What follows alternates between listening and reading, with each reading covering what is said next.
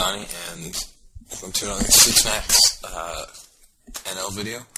Right now, I got 3 tables going, 25, 50, and they're all pretty tough games, but 2 of them are very tough.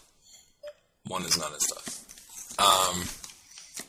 And like these 2 games right here are very tough, but I'm feeling pretty good about my game right now, and I'm willing to play against some tough players. Right here on the right, you may have noticed it was just as the video started, but this guy opened under the gun, and I just decided to flat call Ace King because I thought my range would look really strong if I re-raised an under the gun raiser from under the gun +1. Right here I'm going to fold 4. It's pretty easy fold. I don't think anything's going to die. So I'm just going to flat this because it's a dry board. I don't really fear anything. Now I just basically gotta hope he has something like King Queen.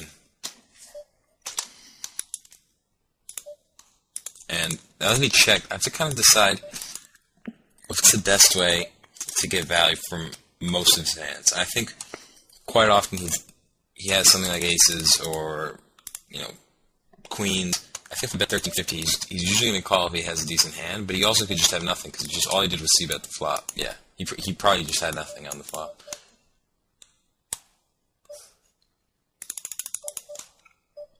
Right here, I found a pretty big hand. But this guy, Mr. Sweets 28, is a very, very good 6max player.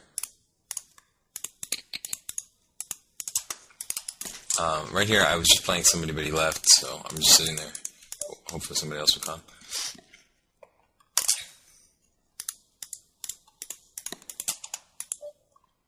As much as I would love to call here and see a flop with this hand, it would be a pretty big mistake. I don't think Marianne's re-raising me that light. And ADZ is a pretty tight player, especially when I'm raising under the gun, so I just gotta let this go. Pretty standard button raise here. Queen Jack clubs, I'd raise that from any position 6maxing. These are 3handed, so.